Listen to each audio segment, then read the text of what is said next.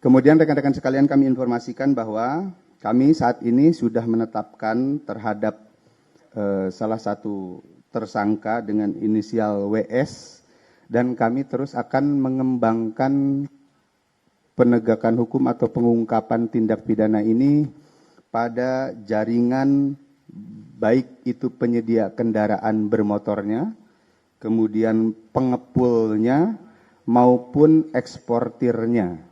Kami terus akan melakukan pendalaman terhadap jaringan ini karena ini merupakan satu jaringan yang bersifat kolaboratif. Saya kira itu rekan-rekan sekalian yang dapat kami sampaikan informasi terkait dengan pengungkapan dugaan tindak pidana yang dilaksanakan oleh Subdit Ranmor Ditreskrim Polda Metro Jaya. Terima kasih. Assalamualaikum warahmatullahi wabarakatuh. Waalaikumsalam. Terima kasih kepada Bapak Direktur Reserse Kriminal Umum atas penjelasan yang komprehensif. Kami juga akan membuka ruang pertanyaan kepada rekan-rekan untuk melengkapi informasi kepada rekan-rekan semua.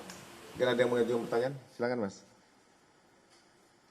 Selamat siang Bapak-Bapak sekalian, terima kasih banyak atas penjelasannya. Saya Edwin dari Kompas TV. Pak, izin bertanya terkait dengan jaminan fidusia yang kemudian bisa memberikan dampak ke masyarakat. Nah, ada tindak lanjut nggak? Mungkin bekerja sama dengan direktorat lain, karena kita tahu ini berarti kan harus dipulihkan supaya masyarakat bisa kemudian nanti ke depan siapa tahu dia ingin menggunakan jaminan fidusia tersebut.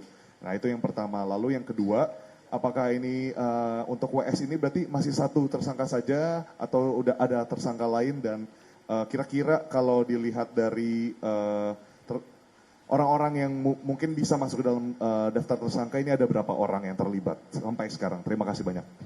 Baik, langsung Bang. Ya. Baik, terima kasih. Pertama terkait dengan tadi yang dipertanyakan sehubungan dengan data pribadi yang digunakan untuk jaminan fidusia. Tentunya kami berbuat dan bertindak adalah untuk masyarakat.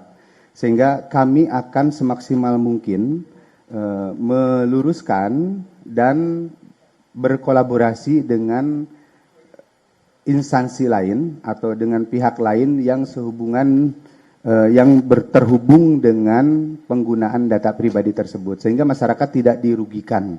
Yang paling utama tentunya itu kami akan lakukan penegakan hukum untuk menjaga data pribadi masyarakat ini bisa selalu digunakan sesuai dengan ketentuan perundang-undangan yang ada. Kemudian yang kedua, sehubungan dengan tersangka yang sudah kami tetapkan.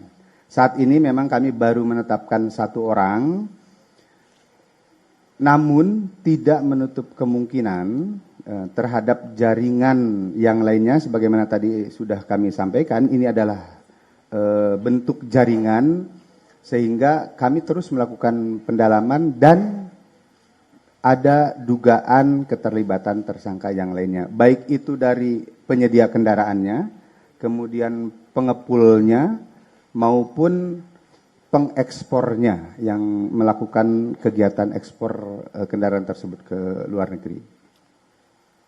Terjawab ya, Mas ya? Belum. Belum, kita masih lakukan pemeriksaan ya.